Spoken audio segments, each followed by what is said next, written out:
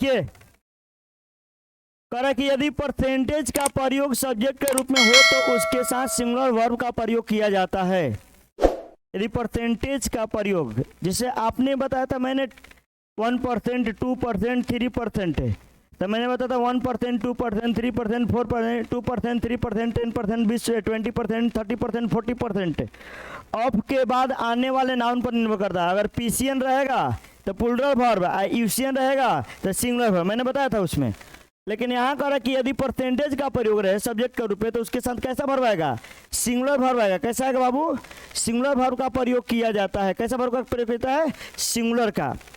जैसे अगर मैं कहूँ कि द परसेंटेज ऑफ सक्सेस, ठीक है, the percentage of success is very high होगा कि आर वेरी हाई होगा? इज वेरी हाई होगा ना। तो वही कह रहा है कि यदि परसेंटेज का प्रयोग वाक्य के सब्जेक्ट के रूप में है तो उसके साथ किसका प्रयोग करेंगे? सिंगुलर वर्ब का प्रयोग करेंगे। किसका प्रयोग करेंगे? सिंगुलर वर्ब का प्रयोग करेंगे। जैसे देखिए the percentage of success is very high, और कीजिएगा the percentage of success is very high. अब विचार बनाइएगा। तो कह रहा है कि द परसेंटेज ऑफ सक्सेस, यहां पर इज होना चाहिए कि आर होना चाहिए? इज होना चाहिए। सफलता का जो प्रतिशत है, यहाँ परसेंटेज का मतलब प्रतिशत है। जैसे 10%, 20%, तो वो नंबर हो गया, संख्या हो गया कि 20% ऑफ दिस बुक्स, इस किताबों का, इन ऑफ दिस बुक्स, इन किताबों का 20% हैव बीन सोल्ड, बेचा गया है। कितना? मान लो किताब रखल वो 100 गो और 20% बिका गई, तो 20 गो न बिका गई हो तो एक वचन की बहुवचन, बहुवचन हो गया। वही बात यहाँ का, लेकिन ये अलग हो गया। करे प्रतिशत, करे कि सफलता का जो प्रतिशत है इज वेरी हाई होगा। क्या होगा? Is very high. अगर द परसेंटेज ऑफ सक्सेस, सफलता का प्रतिशत से आर वेरी हाई करेंगे तो ये क्या हो जाएगा? गलत होगा। यहाँ पर बताइएगा the percentage of laborious workers, मेहनती कार्यकर्ताओं का जो प्रतिशत है इज वेरी स्मॉल होगा कि आर वेरी स्मॉल? इज होगा, यहाँ पर आर नहीं होगा, क्योंकि ये जिक्र नहीं कर रहा है कि को परसेंट, खाली प्रतिशत की बात कर रहा है। अगर यही रहता कि 10% ऑफ लेबोरियस वर्कर्स, यानी लेबोरियस कार्यकर्ताओं का 10% जो है आर वेरियस ना जी, ये रहते हैं हम लोग चाहे आर कार का प्रयोग करते हैं। लेकिन यहाँ पर कह रहा है कि प्रतिशत रहेगा तो वर्ब क्या आएगा? सिंगुलर होगा। यानी यहाँ पर क्या हो जाएगा? इज का प्रयोग कर दिया जाएगा। किसका प्रयोग करेंगे बाबू?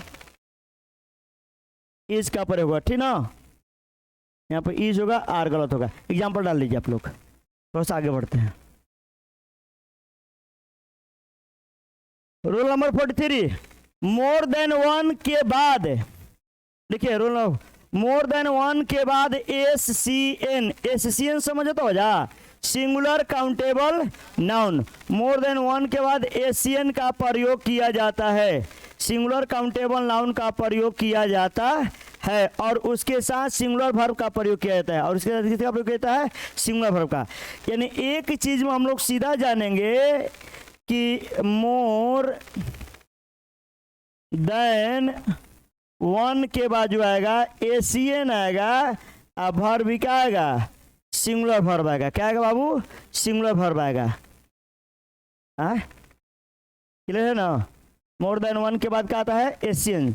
अगर ये मोर देन 2, 3, 4, 5 रहता तो क्या आता? PCN। अब वर्ब क्या आता? प्लूरल। लेकिन ये मोर देन वन वाला केस है। मोर देन वन के बाद सिंगुलर वर्ब का, सिंगुलर SCN आता है, उसके साथ सिंगुलर वर्ब का प्रयोग किया जाता है। मोर देन वन के बाद SCN का प्रयोग किया जाता है, SCN आता है, और उसके साथ सिंगुलर वर्ब का प्रयोग किया जाता है। क्लियर है? इससे देखिए correct, more than one window या विंडोज वाज या वर ब्रोकन। अब बताइए मोर देन वन के बाद आने वाला नाउन SCN होगा कि PCN? SCN। तो SCN कौन है? हाई ना है हो, यानी हाई ना SCN है, हाई गलत है। यहाँ पर वर्ब क्या होगा? वाज होगा। क्लियर है?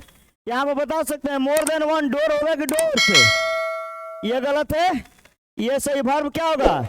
ईज होगा, ये गलत है। मोर देन वन हाउस होगा कि हाउसेज, हाउस होगा, ये सही है, ये गलत है। ईज होगा कि यार, ईज होगा। क्लियर है, लिख लीजिए।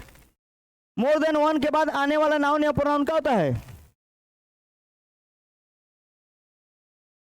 हाँ सिंगुलर होता है। अब वर्ब क्या लगता है? सिंगुलर। अगला रूल लिखिए 44 करेगा मोर देन 2 3 4 एक्सेट्रा का प्रयोग होने पर उसके साथ प्लूरल नाउन तथा प्लूरल वर्ब का प्रयोग किया जाता है। मोर देन 2 3 4 5 6 7 8 9 जो भी है उसके प्रयोग होने पर उसके साथ प्लूरल नाउन तथा प्लूरल वर्ब आता है। नाउन भी प्लूरल आएगा, वर्ब भी प्लूरल आएगा। ठीक है, लिख लीजिए। मोर देन हर जगह खत्म हो गया 30 से 35 को रूल में सिंटेक्स से। मोर देन 2 3 4 5 के बाद आने वाला नाउन क्या रहेगा? प्लूरल। अब वर्ब क्या रहेगा? प्लूरल। वर्ब भी क्या रहेगा? प्लूरल रहेगा। कोई दिक्कत? गौर कीजिएगा। करेगा मोर देन 2 ग्लासेस, वाच हुआ कि और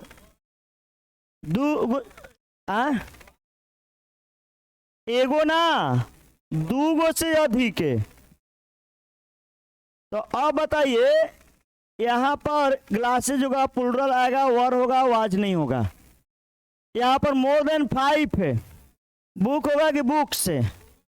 बुक्स होगा ना, सही है। अब वर्ब क्या होगा? हैव होगा। More than 10 plates are vacant there, वहां 10 को प्लेट क्या है? खाली है। ये सही है, ये गलत है।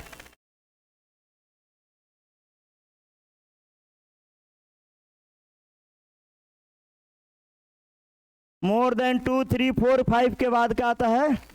प्लूरल नाउन भी आता है और प्लूरल वर्ब भी आता है। लेकिन मोर देन 1 के बाद क्या आता है? Singular SCN, singular countable noun. और वर्ब क्या आएगा? सिंगुलर वर्ब आएगा। क्या आएगा? सिंगुलर वर्ब आता है। यदि मोर के बाद प्लूरल नाउन, यदि मोर के बाद प्लूरल नाउन तथा उसके बाद वन देन वन का प्रयोग रहे तो उसके साथ प्लूरल वर्ब का प्रयोग किया जाता है। सर नहीं समझ में आ रहा है? गौर कीजिएगा। पहले करेक्ट लिख लीजिए। यदि मोर के बाद प्लूरल नाउन तथा उसके बाद देन वन का प्रयोग रहे तो उसके साथ सिंगुलर वर्ब का प्लूरल वर्ब का प्रयोग किया जाता है। कहाँ ध्यान बा? देखो मोर करे कि मोर के बाद क्या जाए? PCN, plural countable noun. और फिर उसके बाद आ जाए देन वन। जब आ जाए तो हमारा जो यहाँ वर्ब जो होगा प्लूरल वर्ब होगा। क्या होगा? प्लूरल वर्ब होगा, क्योंकि इसके अनुसार आएगा। यानी एक ही नहीं बल्कि एक से ज्यादा, एक ही नहीं बल्कि एक से ज्यादा का केस आता है। जैसे ध्यान दीजिए, कहेंगे मोर प्रपोजल्स देन वन, हैव होगा कि हैज? कह रहा है कि एक के अपेक्षा बहुत प्रस्तावों को स्वीकार किया गया। एगो कैलकुल की एक से अधिक, एक के अपेक्षा अधिक को किया गया है, तो यहां पर हो जाएगा हैव। हैव होगा, हैज क्या हो जाएगा? गलत हो जाएगा। मोर कार्स देन वन इज या आर होगा। एक के अपेक्षा बहुत सारा कार जो है नया है, यानी एगो बा की बहुत बा। More student than one are या इज टॉट, एक के अपेक्षा बहुत छात्रों को पढ़ाया, यानी एक ही नहीं बल्कि बहुत छात्रों को पढ़ाया गया। यहाँ पर आर हो गया, इज नहीं होगा। लिख लीजिए। लेकिन ये अगर मोर देन वन होता तो क्या लगता? अगर यही रहता कि more than one student is taught. अब बताओ, अगर यदि आर लिख देती तो और हेजी सर हेजी स्टूडेंट्स लिख देती हेजी आर, तब कौन होखी थे, तब वो गलत हो जीत, क्योंकि सर मोर देन वन के साथ एशियन आएगा, सिंगुलर काउंटेबल नाउन आएगा, इसलिए यहाँ पर ना स्टूडेंट्स होगा और नहीं आर होगा। हाँ, अगर वन के जगह पर टू होता तो क्या लगता, आर ना। लिख लीजिए, ऊपर आई तीनों एग्जाम्पल डाल लीजिए। लिखिए, यदि देयर का प्रयोग इंट्रोडक्टरी सब्जेक्ट या डमी सब्जेक्ट के रूप में रहे तो इसके बाद आने वाले नाउन या प्रोनाउन के नंबर के अनुसार वर्ब का प्रयोग किया जाता है। यदि देयर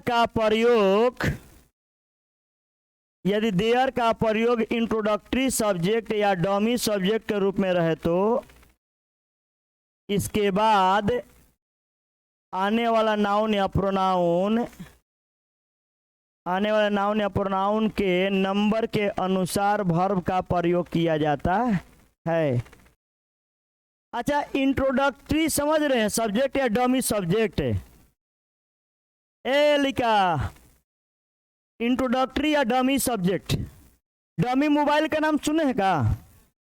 मोबाइल के दुकान पर जाइएगा, मान लीजिए आप आईफोन लेना चाहते हैं तो आईफोन का डिब्बा खोल कर वो नहीं दिखाएगा, डमी रखा रहता है एकदम सेम वैसे नहीं कि देखिए हाँ ये चीज है, यानी केवल दिखावा के लिए वो रहता है, लेकिन देने की जरूरत होता है तो दूसरा होता है। बस यही यहाँ पर देयर का काम है।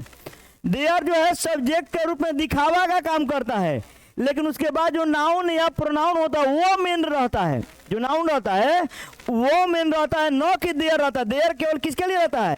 दिखावा के लिए। जैसे मोबाइल, अब डमी मोबाइल लेके चल जा ना चला सकल जा, वो खाली दिखावा जा लेके हे कलर को कि ऐसा ऐसा फंक्शन रही, इतना एमएच बैटरी बा, वो सारा फंक्शन दिल रही, ठीक है, तो वो डमी रहता है।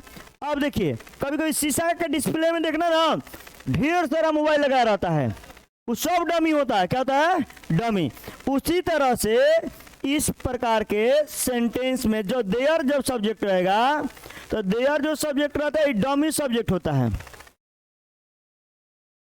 देयर जो सब्जेक्ट क्या होता है? डमी सब्जेक्ट होता है। जिससे गौर कीजिएगा, तो ए बाबू सुनो, there is a ball on the table, table पर एक गेंद है। यहाँ इज जो आया है देयर के अनुसार नहीं आया है, बल्कि जो ये गेंद है अ बॉल है इसके अनुसार आया। किसके अनुसार आया है? अ बॉल के अनुसार आया है। तो अब बताइए, जब वर्ब आता है इसके अनुसार तो हाई जो देयर है वो डमी सब्जेक्ट है, दिखावा वाला है, इसका कोई मायने नहीं रख रहा है और ना ही कोई इसका अर्थ निकलता है। जबकि रियल में देयर का अर्थ होता है का वहां, हियर का यहाँ, देयर का वहां हिंदी होता है, लेकिन यहाँ पर उसका अर्थ नहीं कुछ होता है, ये खाली दिखावा में आया हुआ है कि सेंटेंस भरपूर हो जाए। तो अब बताइए कि यहाँ पर ईज आया है कि अबॉल के अनुसार के देयर के अनुसार। There are two balls on the table, यहाँ पर आ रहा है किसके अनुसार? इसके अनुसार या टू बॉल्स के अनुसार आया है। अब बताइए यहां पर अगला कह रहा है कि देयर आर या is a lot of problems, a lot of problems, problems plural है तो उसके अनुसार इज होगा कि आर? यहां पर आर होगा इज। लेकिन कह रहा है कि देयर इज या are a lot of milk, बहुत सारा दूध है, लेकिन दूध तो है, दूध काउंटेबल है कि अनकाउंटेबल है? तो इज लगेगा कि आर? यहाँ पर इज होगा, आर नहीं होगा, यहाँ पर आर होगा, इज नहीं होगा। यहाँ पर बताइए इज या are there a line in your village, क्या आपके गांव में एक शेर है? कौन को शेर है? ये पूछ रहा है। तो अब बताइए इस अ लायन के अनुसार इज होना चाहिए कि आर? इज होना चाहिए, आर गलत है। लेकिन कह रहा है कि 5 लायंस आर देयर 5 लायंस, क्या आपके गांव में 5 को शेर है? तो अब बताइए क्या होना चाहिए? आर है, यहाँ आर होना चाहिए, इज नहीं। अब बताओ, नथिंग, समथिंग, एनीथिंग, याद है? एवरीथिंग, ऑल थिंग के साथ आने वाला वर्ब हमेशा क्या होता है? सिंगुलर होता। तो बताइए यहाँ नथिंग के अनुसार वर्ब आएगा कि देयर के अनुसार? तो नथिंग के अनुसार क्या आएगा? इज आएगा। आर गलत है, यहाँ पर समथिंग का आंसर रहेगा, आर गलत है, कोई दिक्कत? एग्जाम्पल लिख लीजिए, देयर का आंसर यहाँ नहीं आया है। चलिए एक और रूल लिखिए, नोट लिखिए नोट। ठीक है, यदि देयर का प्रयोग सब्जेक्ट के रूप में रहे, यदि देयर का प्रयोग सब्जेक्ट के रूप में रहे और उसके बाद, यदि देयर का प्रयोग सब्जेक्ट के रूप में रहे और उसके बाद प्लूरल नाउन रहे, यदि देयर का प्रयोग सब्जेक्ट के रूप में रहे तथा उसके बाद प्लूरल नाउन रहे, उसके बाद प्लूरल नाउन रहे, प्लूरल नाउन रहे, तो प्लूरल नाउन रहे तथा उससे, प्लूरल नाउन रहे तथा उससे एक निश्चित राशि या इकाई का बोध हो तो, और उसे एक निश्चित राशि या इकाई का बोध हो तो उसके साथ सिंगुलर वर्ब का प्रयोग किया जाता है। अगर प्लूरल, देखो कह रहा है कि यदि देयर का प्रयोग सब्जेक्ट के रूप में रहे और उसके बाद प्लूरल नाउन रहे तथा उससे, यानी इस प्लूरल नाउन से एक निश्चित राशि या इकाई का बोध हो, एक निश्चित राशि या इकाई का बोध हो तो उसके साथ सिंगुलर वर्ब का प्रयोग करेंगे। किसका प्रयोग करेंगे? सिंगुलर वर्ब का प्रयोग किया जाता है। जैसे आ रहे, जैसे देखिए आ गए, कॉल भी सुबह में आप लोग को किए हैं। देयर इज, या आप बताइए देयर इज होगा कि आर होगा? देखो 10 रुपीज है, 10 रुपीज प्लूरल है, 10 रुपीज क्या है? प्लूरल है। तो अब बताइए क्या होना चाहिए? इज, जी यहाँ पर इज होना चाहिए, आर नहीं होगा। यहाँ पर क्या होना चाहिए? There is are only another 20 kilometre, मात्र केवल और 20 किलोमीटर है जाना। तो अब बताइए कि, अब बताइए कि निश्चित हो गया ना जी कि 20 किलोमीटर, यहाँ पर क्या हो जाएगा?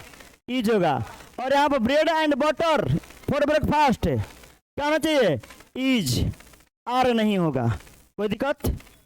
और आज इतना ही, कहिए मिलेंगे, कॉल आइए।